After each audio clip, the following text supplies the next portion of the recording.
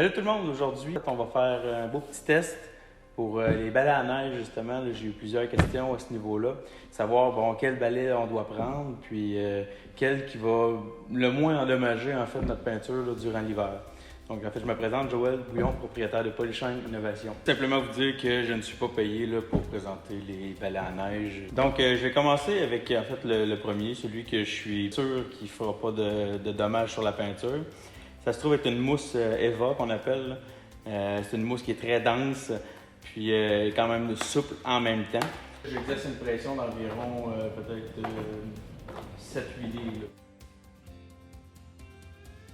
Donc à ma grande surprise, ça graphine quand même, mais c'est très léger. Là. À mon avis, il est très bon, mais bon quand même. On va voir les autres là, si ça fait des plus grosses graphines que ça. Maintenant, passons au deuxième. Un balai en silicone semi-souple, je dirais. Quand il est pivoté sur le côté, vous avez même, vous pouvez l'extensionner, puis vous avez même une poignée ici, comme ça.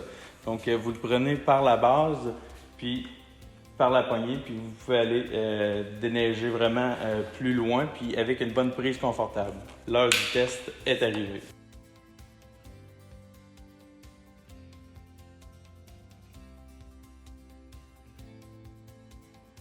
Donc, conclusion, vous l'avez vu par vous-même. Il graphine aussi. Je vous dirais que c'est l'équivalent de celui-là, celui en mousse, côté éraflure sur la carrosserie.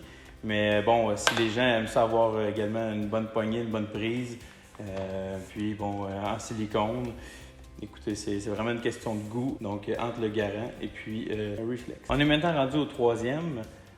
Bon, je l'ai pris mauve, c'est la couleur préférée de ma femme. Un des balais les plus connus qu'on retrouve en poil de plastique. Petite poignée en mousse, quand même très confortable comparé aux autres. On va faire le test. Donc encore là, j'exerce environ une pression de peut-être 8-9 livres, environ comme quand on déneige un véhicule. Verdict, il fait quand même des graphines, il fait moins de micro-rayures. Par contre, les graphines sont beaucoup plus creuses qu'avec les autres qui font, oui, des micro-rayures, exemple le Garant ou le Reflex. Par contre, c'est des micro-rayures, c'est pas des rayures qui sont profondes. Puis c'est ça, celui-là, j'ai trouvé qu'il en faisait pas mal. En prenant en note que la glace peut rester prise à l'intérieur des poils de plastique.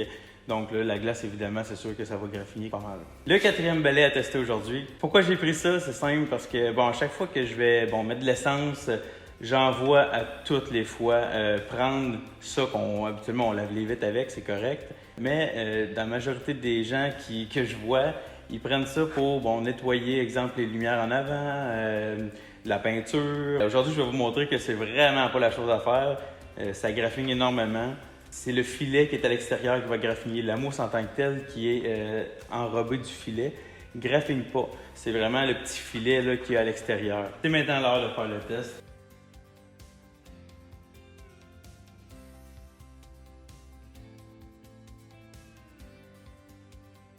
Donc vous l'avez vu par vous-même, ça graphine, faites vraiment attention. De mon point de vue à moi, c'est très prononcé.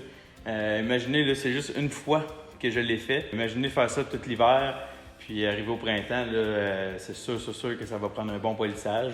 La conclusion est simple. À mon avis, ces deux balais-là font vraiment un très bon travail. Oui, ils sont un petit peu plus dispendieux évidemment que les deux autres. Par contre, ils vont durer vraiment longtemps, ils sont robustes. Côté graphing, ils font similairement là, la même chose.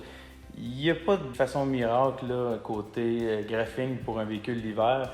La seule chose que je peux vous conseiller, c'est de ne pas enlever complètement toute la neige puis d'aller frotter sur la peinture. Faites pas comme ce monsieur, je vous déconseille fortement la brosse à barbecue. Ce n'est pas une option. Je vous laisse deviner pourquoi.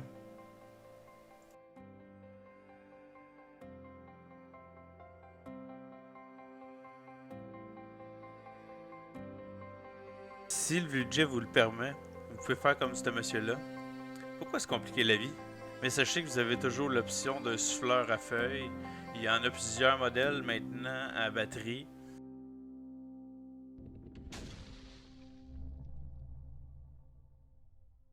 Pour ceux qui sont encore là, je vais juste essayer de prendre une espèce de squeegee avec le lèche-vitre. Je vais essayer de le frotter dans le sable, puis après ça venir essuyer. Vous allez voir que c'est ce que ça donne sur une peinture l'hiver. Je ne sais pas si vous le voyez bien là, à la caméra. Le squeegee là, il est plein de sable. C'est le même effet que sur votre peinture l'hiver. En plus de ça, vous rajoutez le sel qui vient sécher la peinture. C'est vraiment pas un beau mélange.